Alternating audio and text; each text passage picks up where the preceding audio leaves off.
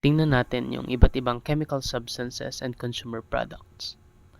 Bago yan, mag-decode muna tayo ng chemical formula kasi sa buong lesson natin sa General Chemistry 1, marami tayong ma-encounter na chemical formula. So, a chemical formula expresses the elements present in molecules or compounds. Bigay tayo ng example, H2O. Alam natin, ito yung chemical formula ng water. Okay? So, kapag i-decode natin, titingnan natin ilan ba yung hydrogen atoms, tapos ilan yung oxygen atom. So, itong subscript na 2, after the chemical symbol, hydrogen, ito yung nagsasabi na meron tayong dalawang hydrogen atoms. So, meron tayong dalawang hydrogen atoms and oxygen, wala kang makikitang subscript after ng oxygen. Automatically, meron niyang 1. Pero ino-omit natin yung 1. So, meron siyang isang oxygen atom. Okay?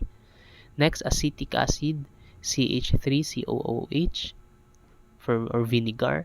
So, simulan natin sa carbon. Meron siyang dalawang carbon atoms. Sa oxygen, mayroon ding dalawa. Sa hydrogen, meron 3, tapos may isa rito, bali 4. 4 hydrogen atoms. Okay? Next, sodium bicarbonate or baking soda, NaHCO3. Meron siyang isang sodium atom, isang hydrogen atom, isang carbon atom, tapos 3 oxygen atoms. Next, isopropyl alcohol. Now, kapag nakakakita kayo ng ganito, na merong parenthesis, tapos merong number, itong number na to, subscript 2. So, ibig sabihin, merong dalawang CH3. Now, kapag ganyan, i-distribute nyo lang siya doon sa loob. Okay? Distribute mo siya doon sa carbon, distribute mo rin siya dito sa hydrogen. So, simulan natin sa carbon. Sige, oxygen muna. Meron tayong isang oxygen. So, okay na tayo sa oxygen. Sa carbon, meron tayong, since distribute natin yung 2, then meron tayong dalawa. Ito, dalawa yan. Tapos, isa. So, meron tayong 3 carbon atoms. Sa hydrogen naman, yung 2 dinistribute natin sa loob. So, meron tayong 3. I-multiply mo yan ngayon sa 2. So, bali 6 plus 1, 7 plus 1, 8. So, tingnan natin. Tama, 3 carbon atoms, isang oxygen atom, 8 hydrogen atoms. Alright. Now, bago tayo mag-proceed dun sa mga consumer product categories, tingnan muna natin yung iba't ibang mga consumer products na makikita din naman natin sa laboratory. Okay? Meron tayong hydrogen peroxide, H2O2, or yung agua oxinada. Muriatic acid is hydrogen chloride, a concentrated form of hydrogen chloride. Acetone, ito yung kanyang chemical formula. Next, graphite. No, in-include lang natin dito yung graphite. Itong nasa dulo ng lapis, carbon lang siya. Ang graphite kasi is an allotrope of carbon. Pag sinabi nating allotrope, yung mga carbon atoms dun sa graphite, meron silang specific arrangement na nagde-define kung bakit siya graphite. Okay? Kasi meron pa tayong iba pang allotropes ng carbon na iba rin yung arrangement ng mga carbon atoms like diamond. So, diamond is also carbon, an allotrope of carbon. Next, common sugar C6H12O6. Ito yung, kung natatandaan nyo yung mga lessons sa general biology, ito yung isa sa mga products ng photosynthesis at isa sa mga reactants ng cellular respiration. Okay? Next, itong potassium hydrogen tartrate or potassium bitartrate, which is cream of tartar lang naman. Alright.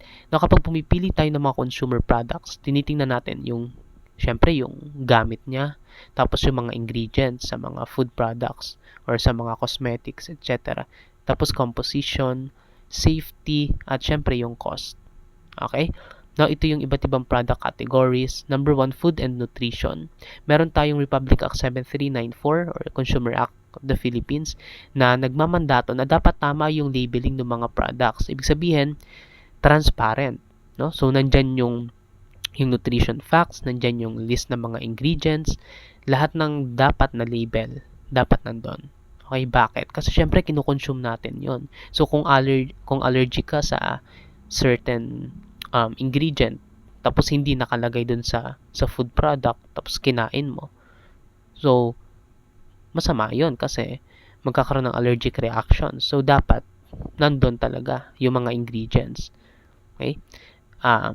Kasama dito yung use of fertilizers and pesticides in crop production kasi Usually gumagamit ng mga nitrogen fertilizers at saka mga pesticides. Bakit? Ang gusto nila, merong effect dun sa crop production. Ano yung desired effect? Increase ng yield. Okay? Kapag increase ng yield, ibig sabihin mas marami yung ani. And then, yun, yung mga food products, they are subject to quality and safety check by the FDA or the Food and Drug Administration. Bakit? Kasi meron tayong mga established standards na dapat, okay, pasado itong product na ito. Hindi ito nakakasama sa tao. So, tinitingnan yan ng FDA. Ito lang yung slide na nagpapakita ng website ng FDA, yung verification portal nila, kung saan pwede nyo tingnan yung sa drug industry, food industry, cosmetic, medical device, etc. Diyan nyo ma-check kung verified ba yung mga products na ginagamit or kinoconsume ninyo. Okay? Ito yung pwede nyo i-search. Next, detergents and soaps. They are mixtures of chemicals with cleaning properties. Yung cleaning properties ng mga detergents and soaps, ang responsible dyan ay yung molecular structure nila. So, sa biomolecules, especially sa lipids, pag-uusapan natin yon. Okay? Ito yung mga chemicals na ginagamit. Sodium hydroxide, potassium hydroxide, palmitic acid, linoleic acid. Yung mga yan, especially itong mga sodium hydroxide, potassium hydroxide, importante sila para dun sa saponification process or yung pag-convert, yung chemical reaction ng oil, ng fat, para maging sabon sila. Pag-aaralan din natin yan kapag pinag-usapan natin yung biomolecules. Okay? Next, medicine and drugs are made of chemicals produced in pharmaceutical industries. Ito yung sinasabi natin na ang mga gamot, they are actually chemical in nature. Okay? Yung mga medical practitioners, knowledgeable sila dun sa chemical nature of drugs. Hindi lang yung chemical nature, pati yung effect niya sa katawan natin. Yung metabolism, for example, yung isang certain medicine, kapag ininom natin, yung absorption ng body natin dun sa medicine, kung paano siya pupunta dun sa mga target tissues or cells or organs, and then kung paano natin siya i-excrete or i-eliminate yung gamot na yon. Kasama din, alam nila yung mga interaction ng drugs. For example, bawal pagsabayin itong dalawang gamot na ito. So, yun yung interaction. And then, ano pa ba? Tinitingnan din yung tamang dosage, yung tamang pag-inom. Okay?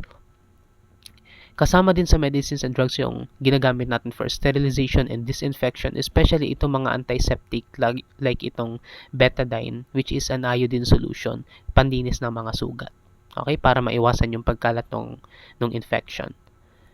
Next, raw materials like wool, cotton, glass fiber, polyester, nylon na ginagamit natin to produce other products. Nag-undergo sila ng mga iba't ibang mga chemical processes kasi raw materials pa sila. So, kailangan i-process pa sila gamit yung iba't ibang mga chemicals. Halimbawa niyan yung bleaching. Ang binibleach pero binibleach talaga itong wool at saka cotton. Bakit?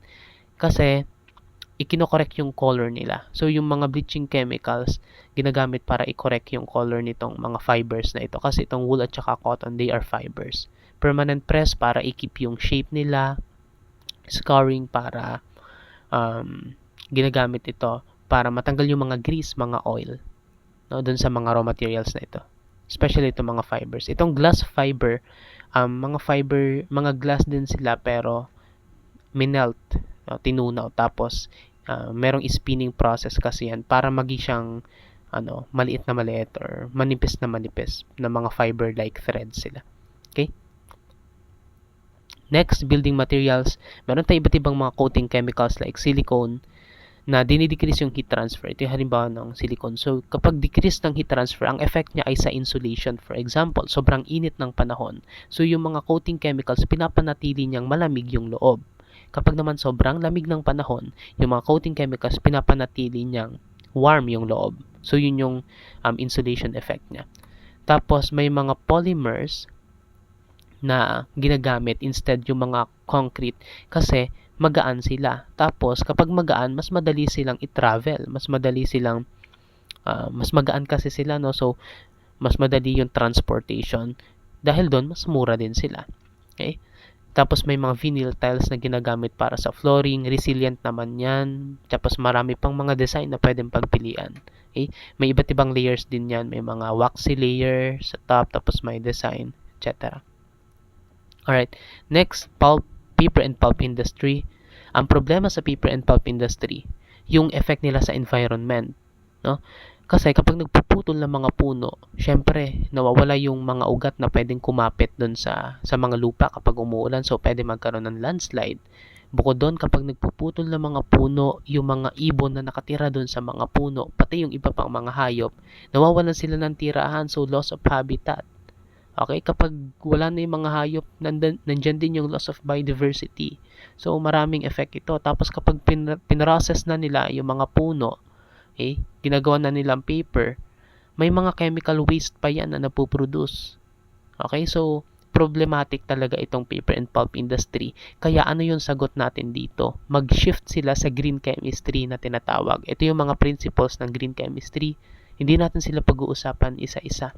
Pero ang goal ng green chemistry ay i-mitigate yung mga environmental challenges papaano sa pamamagitan ng mga chemical processes na environmentally friendly. Okay? So, meron naman tayong mga criteria doon. Next, fuel industry like petrol, LPG, kerosene na napuproduce sa mga complex refineries gaya nito. Ito, problematic din ito. Although napapadali niya yung transportation, syempre, kasi yung mga gasolina ginagamit ng mga sasakyan para gumana, tumakbo yung mga sasakyan. Ang problema, nagpuproduce kasi sila ng mga pollutants gaya nito na nakakasira sa environment. Tapos nakakasira sa kalusugan ng tao. Tapos marami pa yung pinupuntahan. Tapos greenhouse effects pa kasi yung mga greenhouse gases na napoproduce nila natatrap lang naman. So mas umiinit yung ating surroundings. So, yun yung negative effect din ng fuel industry. Although, malaking tulong niya, especially sa start ng Industrial Revolution, malaking tulong niya, pero ang problema, nakakasira naman sa environment. So, nag-escalate talaga yung level ng mga greenhouse gases sa atmosphere. And, ano pa ba? Battery. Ginagamit sa mga cellphones, cars, watches. So, kailangan natin ng batteries. At gumagana ang mga batteries using the principles of electrochemistry. Ang electrochemistry, tinitingnan natin yung mga chemical reactions, tapos yung chemical energy na napuproduce nila, tapos yung conversion niya sa electrical energy. Okay? Sa General Chemistry 1, I don't know kung may ganito tayong topic, pero as far as I know, sa General Chemistry 2, mas mabibigyan natin ng pansin itong electrochemistry.